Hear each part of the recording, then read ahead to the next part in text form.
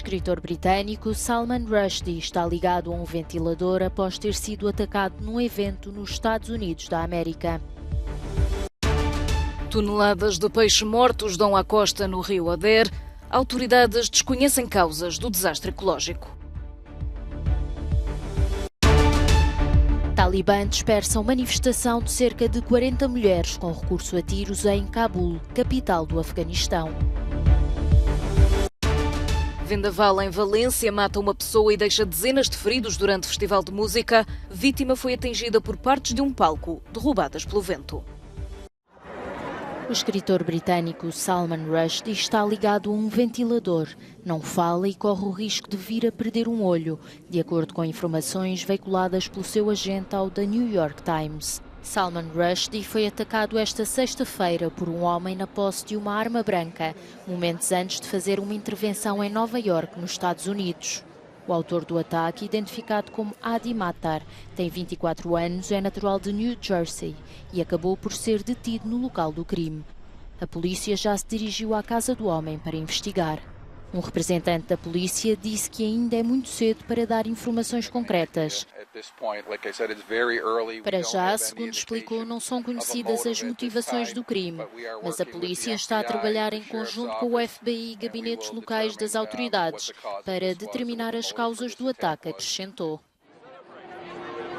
O autor britânico já escreveu vários livros. A obra Versículos Satânicos, um dos seus livros mais conhecidos, é considerado uma afronta contra o Islão, o Profeta e o Alcorão pelas autoridades iranianas.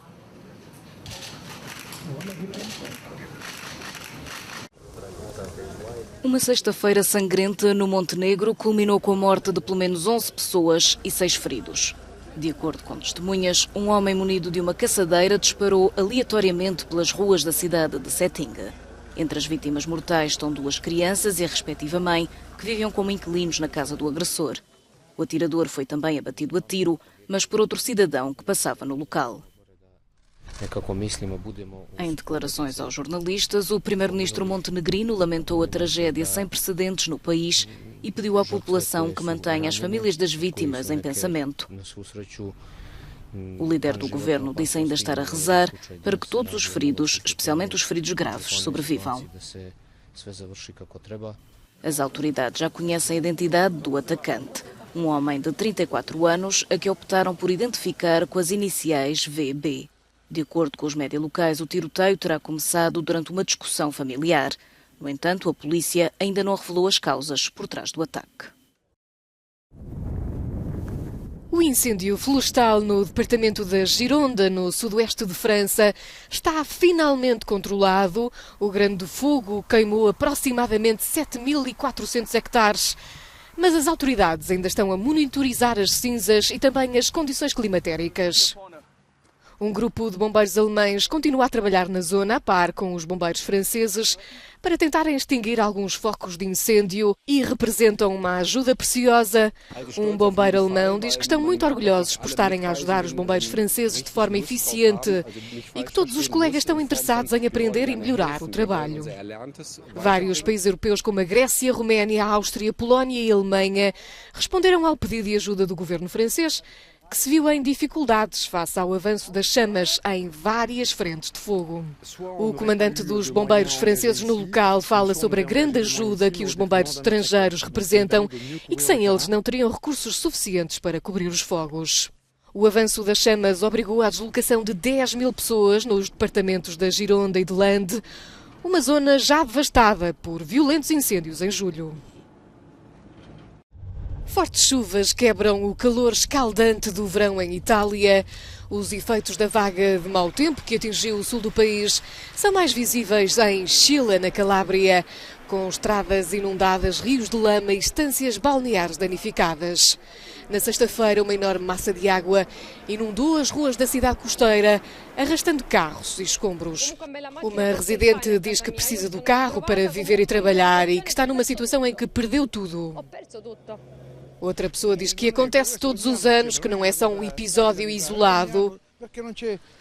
E que acontece porque os canos estão demasiado entupidos e que as aberturas de passagem rebentam nas ruas. Entre as áreas mais afetadas está também a ilha de Stromboli, invadida por deslizamentos de terras devido, segundo o Presidente da Câmara, à falta de vegetação, destruída num incêndio recente. Destruídas também estufas e plantações comprometidas, igualmente na zona de Cagliari, onde várias explorações agrícolas sofreram grandes perdas.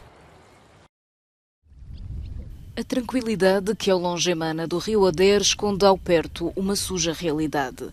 Desde quinta-feira que toneladas de peixe morto estão a dar à costa entre a Alemanha e a Polónia. Um desastre ambiental ainda sem explicação que deixa já antever consequências para a economia local. No Baixo Vale do Oder, o chefe adjunto do Parque Nacional é testemunha da morte dos animais. Diz temer que os pescadores percam o sustento, que os visitantes desapareçam e lamenta ainda que talvez haja turistas curiosos em ver a catástrofe. Com as investigações ainda em curso, o primeiro-ministro polaco disse esta sexta-feira que enormes quantidades de resíduos químicos foram provavelmente despejadas intencionalmente no Oder. Até o momento, testes laboratoriais detectaram níveis elevados de salinidade, mas nenhum mercúrio nas águas do rio. Depois da Alemanha ter apontado o dedo à Polónia por não ter dado alerta após os primeiros indícios de desastre ecológico logo em julho, o primeiro-ministro polaco dirigiu-se à nação para se comprometer com a minimização das perdas e a responsabilização dos culpados. Já este sábado, o governo anunciou uma recompensa financeira para quem ajudar a chegar aos infratores. Para já, as autoridades desaconselham vivamente a entrada nas águas. Na Alemanha, os meios de comunicação locais falam de uma possível extensão do desastre ambiental até ao Mar Báltico, já este fim de semana. No Afeganistão, os talibãs dispersaram com recurso a tiros uma manifestação de mulheres que teve lugar em frente ao Ministério da Educação em Cabul. Lutar pelo direito à educação e ao trabalho. Estes foram os dois motivos que levaram as mulheres afegãs a sair às ruas. Mas 5 minutos após o início dos protestos, o grupo jihadista colocou fim ao ajuntamento. Esta manifestação acontece 2 dias antes dos talibãs completarem 1 ano no poder. Nos últimos meses, o grupo já restringiu várias liberdades fundamentais às mulheres.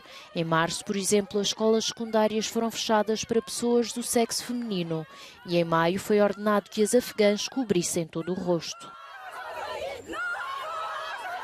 Um acidente de viação neste sábado na fronteira entre a Áustria e a Eslováquia aumenta os números das tragédias a envolver migrantes. 3 pessoas que viajavam numa carrinha morreram.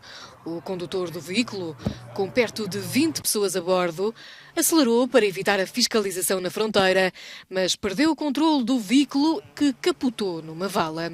Um acidente de grande aparato com bombeiros, polícia e helicópteros envolvidos na operação de salvamento. O porta-voz da polícia disse que quando chegaram encontraram 20 migrantes na carrinha, mas que para 3 a ajuda veio tarde demais, que morreram no acidente uma mulher e 2 homens e que 7 pessoas estão gravemente feridas e foram transportadas para os hospitais próximos, algumas em helicópteros. As autoridades foram também obrigadas a encerrar a autoestrada em direção a Viena para as operações de resgate. Ainda não são conhecidas as identidades dos migrantes nem os seus países de origem. Sabe-se que o condutor de origem russa foi preso.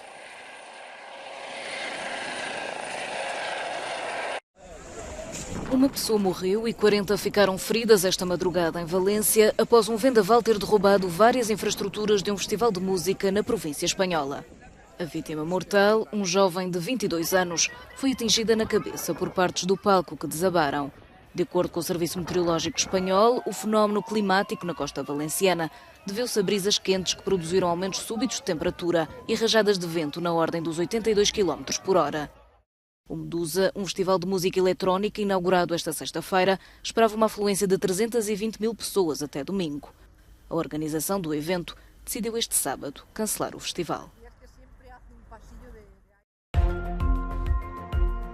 Milhares de pessoas reuniram-se no centro de Seul neste sábado, num protesto que pede ao governo sul-coreano que suspenda a política hostil em relação à Coreia do Norte e à China, incluindo os exercícios militares conjuntos com os Estados Unidos. Os manifestantes pedem ainda que o governo estabeleça um tratado de paz e cooperação com Pyongyang. Nova missão cumprida com sucesso com o lançamento do Falcon 9, do sistema de transporte espacial da empresa norte-americana SpaceX de Elon Musk. Este é o 10º voo do Falcon 9 que descolou na sexta-feira da base espacial da Califórnia. A rede Starlink foi projetada para dar acesso à internet de alta velocidade a baixo custo para todos.